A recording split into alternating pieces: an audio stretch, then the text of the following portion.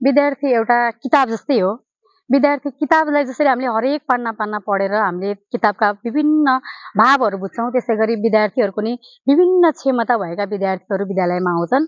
त्यो बेला चाहिँ हामीले हरेक विद्यार्थीलाई उसको क्षमता पहिचान गरेर पढ्न सकियो भने मात्रै बल्ल शिक्षणमा चाहिँ हामीले सफलता हासिल गर्न सकिन्छ र विद्यार्थीलाई पनि उनीहरूको क्षमता अनुकूल उनीहरूको चाहिँ प्रतिभा पहिचान गरेर उनीहरूलाई अगाडि बढाउँदै लैजान सकिन्छ। जति विद्यार्थीहरूसँग सँगसँगै खेल्दै सिकाउँदै गर्न सकियो त्यति नै सिकाइ प्रभावकारी हुन्छ र विद्यार्थी पनि विद्यार्थीसँग शिक्षक जति नजिक भयो, जति घुलमिल भयो, त्यो विद्यार्थीहरू पनि शिक्षकसँग त्यति नै नजिक हुन्छन्। उनीहरूले आफ्ना हरेक कुराहरू शिक्षकसँग नहिचकिचाइकन व्यक्त गर्न सक्दछन्, उनीहरूलाई लागेका कुराहरू व्यक्त गर्न सक्छन्। सबै कुराहरू शिक्षकले पनि विद्यार्थीलाई प्रष्टसँग बुझाउन सकिन्छ।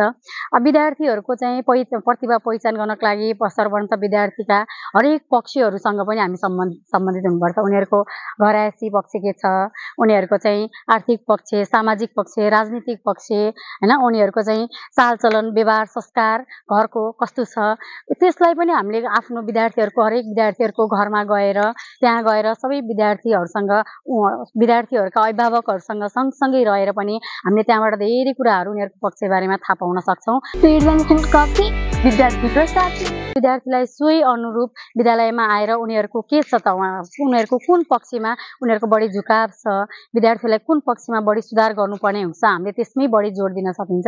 विद्यार्थीहरूको चाहिँ विभिन्न विद्यार्थीहरू कुनै सबैजना एउटै विधामा मात्रै अगाडि हुन्छन् भन्न मिल्दैन। कोही विद्यार्थीहरू पढाइको क्षेत्रमा एकदमै अब्बल हुन्छन्, पढ्नलाई एकदमै रुचि राख्छन्। कोही विद्यार्थीहरूको चाहिँ वक्तित्व कलामा अगाडि हुन्छन्, बोल्ने क्षमता हुन्छ। कोही विद्यार्थीहरू नृत्यमा एकदमै अगाडि भएका हुन्छन्। कोही विद्यार्थीहरू गायन क्षेत्रमा अगाडि हुन्छन्। त्यसकारणले गर्दा हरेक विद्यार्थीहरूको आफ्नो प्रतिभा पहिचान गरेर उनीहरूलाई सोही अनुकूल हामीले शिक्षा दिँदै जान सक्यो भने पक्कै पनि हामी सफल भइन्छ। जस्तै उदाहरणको लागि एउटा पढाइप्रति एकदमै रुचि कम राख्ने विद्यार्थी पनि हामीसँग थिए र त्यसलाई चाहिँ के गर्यो भन्दा उसको चाहिँ के कारणले उसले पढाइमा चाहिँ रुचि राखिरहेको छैन भन्ने कुरा सर्वप्रथम उसको चाहिँ उसलाई अध्ययन गर्नको लागि म उसको घरमै गएँ। उसको चाहिँ घरमा गएपछि उसले चाहिँ स्कुलमा पढ्ने, घरमा गएर चाहिँ पढाइमा रुचि नै नराख्ने। अनि त्यसपछि उसको वास्तविक समस्या पहिचान गरिसकेपछि विद्यार्थीलाई सामान्य कुराहरू पहिला उसलाई के सरल लाग्छ, पहिला सरल लाग्ने कुराहरू उसलाई सिकाउँदै गएँ र उसले चाहिँ के गर्न सक्यो भन्दा अहिले त्यो निरन्तर रूपमा आफ्नो पढाइमा क्रमिक रूपमा विकास गर्दै आएको छ र त्यो गरेको देख्दा आफूलाई एकदमै खुसी भइरहेको महसुस गरेको छु मैले पनि।